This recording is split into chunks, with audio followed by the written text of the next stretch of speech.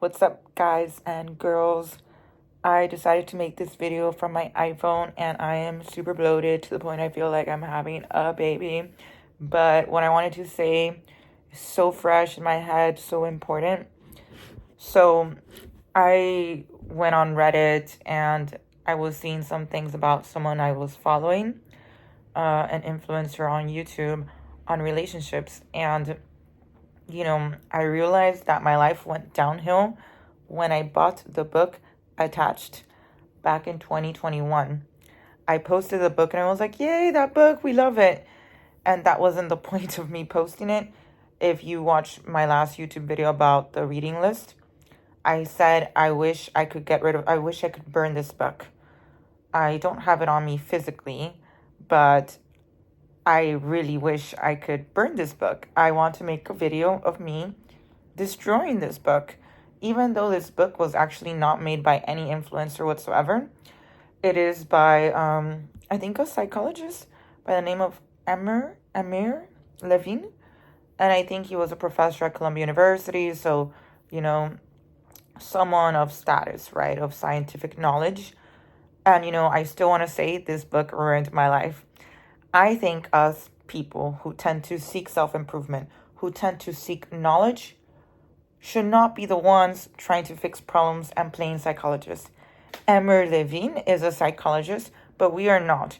And I think the ways we have effed up royally, especially women, is reading up things thinking, oh my God. I'm mocking myself now, by the way. But I know many others, many other friends who are similar, other people I've watched online. I'd be like, oh no, he's acting this way. It's because he's avoidant. And oh my God, I'm freaking out. And it's because of my anxious attachment. No, maybe he's just a douche.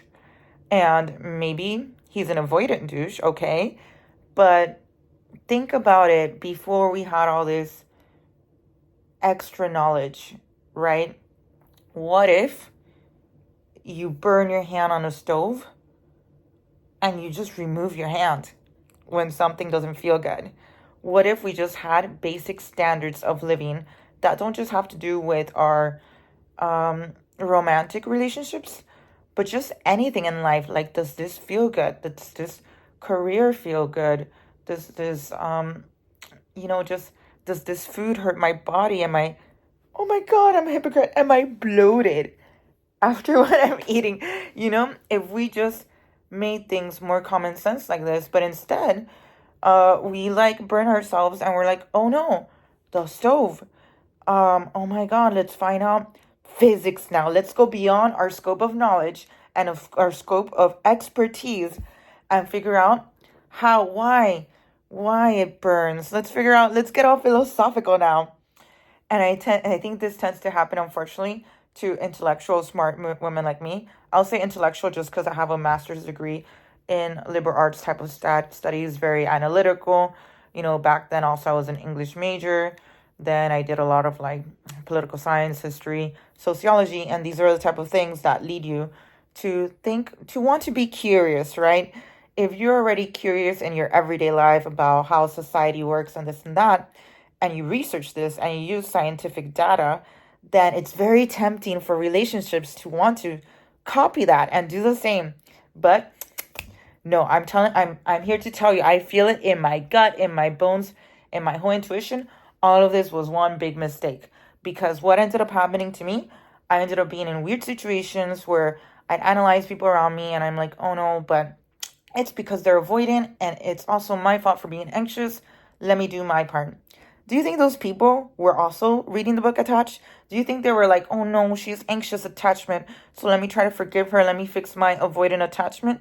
No. And do you think we really act the same with everyone? It also clicked with me when I first met one of these people I was in a weird relationship with.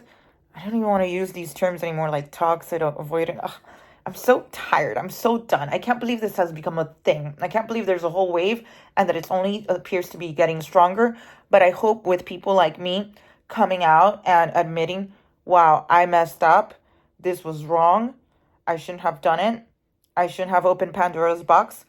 I hope this inspires more to really think if all these self-help books have done more damage than good. Because yes, we are not psychologists. And, maybe it could be simple. Maybe, actually, some of the people I know who have the best boundaries are not out there reading all these books.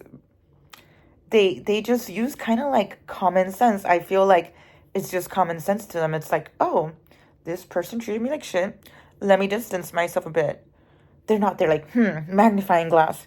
Wait, but like in a weird way, I wonder if sometimes we just love the other person so much in the relationship that we would do anything to try to control it.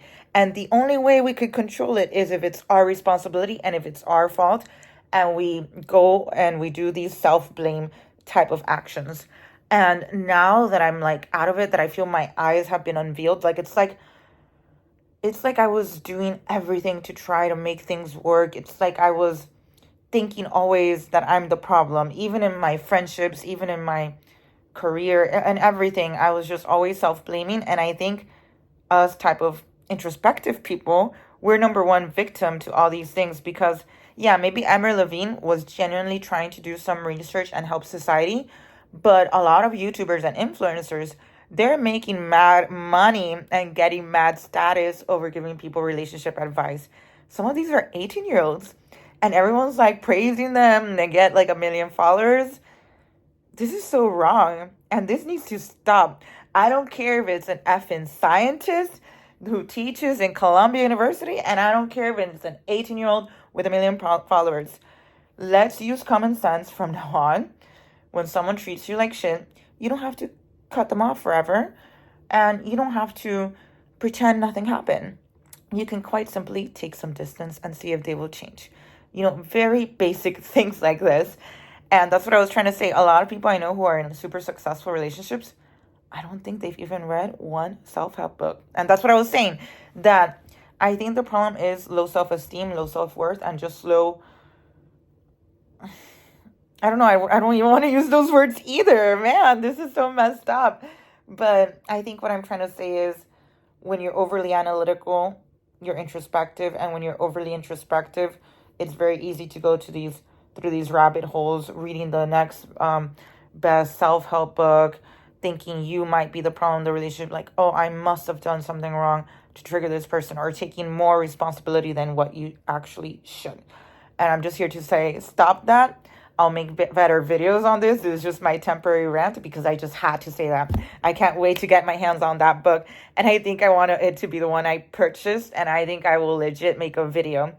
For those who don't know, it's like about how some people are avoidant. Oh yeah, that's what I was going to mention. That person, one of the people where I've had a not so good relationship, we could have argued that at first it was the other way around. I was avoidant and they were anxious. I didn't want to know anything about relationships when I met this person. I had just gone through something crazy. So really, it's all kind of like in the air. Can we really label everyone, everything, anything? I don't know. It just needs to stop. I don't know. It's like I've had an awakening this week where it all hit me. Like, I think it really helped to read Reddit, because it was while I was reading Reddit that I realized how many girls are obsessed with these relationship courses, relationship gurus, reading the next books. And I'm like, I wrote it to them and then I felt it in me. I'm like, what if you're just perfect the way you are? What if you will find someone that goes with your cultural background? What if you don't really have to change you all the time? What if you find a guy, I don't want to give examples, but you'll find a guy that compliments you, that goes with you, because someone will relate to you in your same culture. Maybe it's the same career. Maybe it's the same group of friends, social circle. You will find similarities with someone. And if it doesn't work with that person, instead of going crazy trying to figure out how to make it work, you just let it go and find another person and whatever, and hope for the best and hope you get lucky. Because in reality, even the people who end up in relationships, they also can end up, it has highs and lows. I just really don't think the perfect relationship exists. It's all about trying. I don't know. I don't have the answers, but probably neither do these 18-year-olds. Screw the scientists too. Screw everyone. Use common sense. You burn yourself, you remove the hand. You don't stay with the hand and be like, oh my God, is this stove avoidant or anxious. How do I change? Oh, you're burning yourself, girl. Stop, stop, stop, stop. Okay, this is 10-minute rant now, so I'm gonna go. Peace. I hope this helps someone really. Bisous.